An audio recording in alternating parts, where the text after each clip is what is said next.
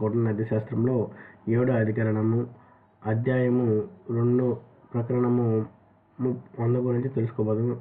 సంశయ వృత్తి సంధి విగ్రహముల వలన సమమగు వృద్ధి కలుగుతున్నప్పుడు సంధి చేసుకొనవలెను. ఏలయనగా యుద్ధము మూలమున క్షయము, వ్యయము, దూర ప్రాంతములందు ప్రవాసము, ఇతర ప్రవాసము సంభవించింది. దీన్ని బట్టి యానములలో ఆసనమే వరించదగినదని తెలుసుకునేవారు. ద్వైధీభావ సంశ్రయములలో ద్వైధీభావమునే వరించవలను. ఏదైనా ద్వైధీభావమును అనుసరించువాడు తన కార్యములకు మాత్రమే ప్రాధాన్యము కల్పించుచు తనకే ఉపకారము చేసుకొనుచున్నాడు. సంశ్రయ అట్లుగాక తనకు ఉపకారం చేసుకొనుటకు బదులు ఇతరునికి ఉపకారం చేయుచున్నాడు. తను పొరుగు వానికంటే ఎక్కువ బలము కలవాననే ఆశ్రయించవలను.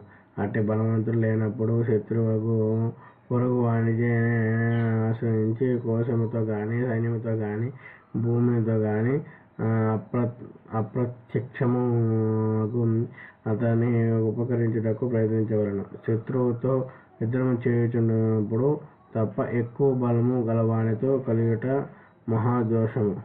ఇది సాధ్యము కానప్పుడు దండోపనిధుల వలె ప్రవర్తించవలను. శత్రువు ప్రాణహానముకు రోగముతో బాధపడుచున్నప్పుడు గాని, అంతఃకలము ఎదుర్కొన్నప్పుడు గాని, అతని శత్రువు వృద్ధి దశలో ఉన్నప్పుడు గాని, అతని మిత్రుడు వ్యసనములో ఉన్నప్పుడు గాని తన వృద్ధిని సాధించుకొనవచ్చును. నమ్మకము కలిగిన పక్షమును తన్నేదో వ్యాధి పీడించున్నదనో మెషతో గాని, తానేదో కృతమును చేయవలసి ఉన్నదనే మెషతో గాని అతన్ని విడిచి వెళ్ళిపోవలను. లేదా స్వరాష్ట్రమందే ఉన్న పక్షమును అతని వద్దకు వెళ్ళరాదు. లేదా అతని సమీపమున్నప్పుడు అతని ఛిద్రములను తెలుసుకొను అతనిపై దెబ్బతీయవలను. ఇద్దరు బలవంతుల మధ్య తానున్నప్పుడు వారిలో తను రక్షింప సమర్థుడగు అని ఆశ్రయించవలను. లేదా ఎవరికి తాను అంతర్దిక ఉండవచ్చునో వారిని గాని, ఉభయములను గాని ఆశ్రయించవలను.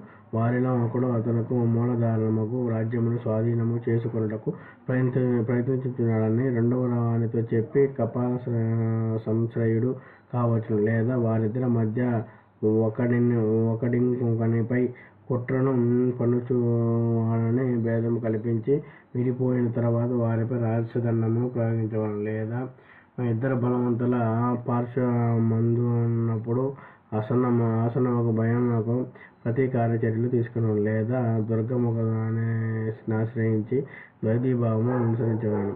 సంధి విగ్రహం గురించి మంచి చెడ్డల ఆలోచించవలను. వారిద్దరి దృశ్యులకు, శత్రువులకు, అటవీలకు సహాయం చేయవలను.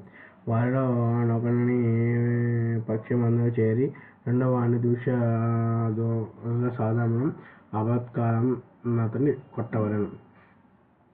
లేదా ఇద్దరును తన్ను పీడించినప్పుడు రాజమండలిని ఆశ్రయించవలను. లేదా మోదాశీలను ఒకరిని ఆశ్రయించవలను. అతను కలిసి వారిలో ఒకరికి సహాయపడి రెండవ వాడిని నిర్మూలించవలను. లేదా ఇద్దరి చేత తాను నిర్మూలించబడినప్పుడు మోదాసీనులో గాని, వాని పక్షములో గాని, వారిలో గాని ఏడవ న్యాయ ప్రవర్తనములో వాడు అని ఆశ్రయించవలను. అందరూ సమానమగు న్యాయ ప్రవర్తనను కలవాడైనప్పుడు వారిలో ఎవరిని ప్రకృతులు తను సుఖింపజేయుదురో ఎవరిని ఆశ్రయించిన ఎడల తను ఉద్ధరించుకొనుటకు కావలసినో, ఎవరికి తన పూర్వములో ఆశ్రయించిరో, ఎవరిని వద్ద తన బంధువులు ఉన్నారో, ఎవరి వద్ద తన మిత్రులు ఎక్కువ గలరో, శక్తి గల వారుకున్నారో అట్టి వారిని ఆశ్రయించవలను. ఎవరికి తాను ప్రియుడో, ఎవడు తనకు ప్రియుడో వీరిద్దరిలో ఎవరిని ఆశ్రయించవలను. ఎవరికి తాను ప్రియుడో వారిని ఆశ్రయించవలను. సంశ్రయముకిదియే ఉత్తమ మార్గము. ఇది షాట్గుణ్యము 7వ అధికరణము సంశయ వృత్తి అనే 2వ అధికరణం.